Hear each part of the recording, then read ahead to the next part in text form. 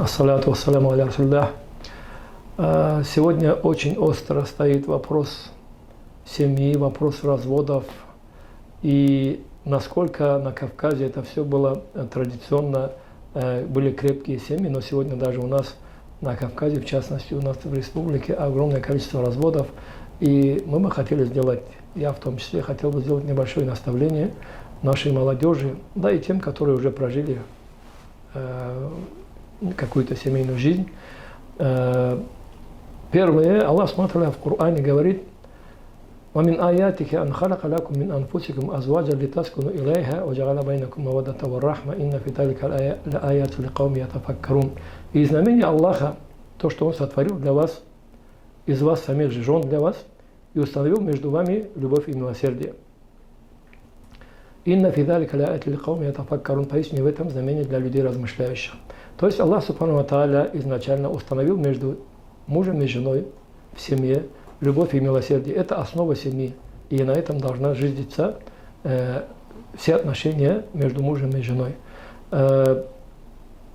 Жениться – это даже не полдела. Это только начало, это самое легкое, наверное, из семейной жизни. Однако прожить жизнь, достойно прожить жизнь с женой или с мужем, при этом не проявляя каких-то, я не знаю, скверных качеств, это достоинство, огромное достоинство для человека.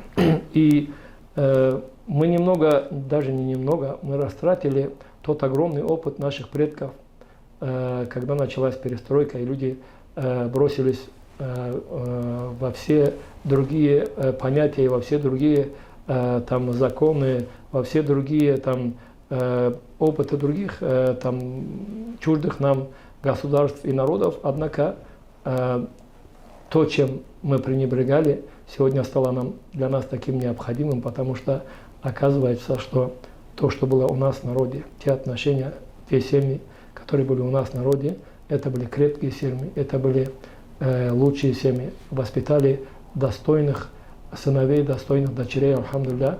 И сегодня мы стараемся вернуть все это, вернуться к нашим традициям, вернуться к нашей религии, установлением нашей религии. И сегодня очень важно давать правильные советы, растить правильных детей. И мы все знаем, что семья – это ячейка общества.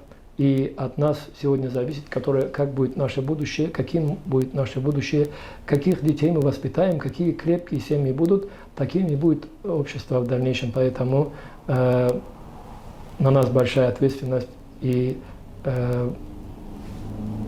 во-первых, правильно выучить наших детей, правильно воспитать наших детей и показать достойный пример правильной семьи, праведной семьи, когда муж и жена достойно относятся друг к другу, дети должны видеть достойный пример. Сегодня многие родители в разводе, дети растут без отца или без матери, при живых родителях, субханаллах, потому что родители развелись и часто разводятся, и родители мать сама старается вырастить детей, и она вынуждена сама кормить, одевать и так далее, и она показывает пример женской какой-то независимости, когда жена сама вынуждена.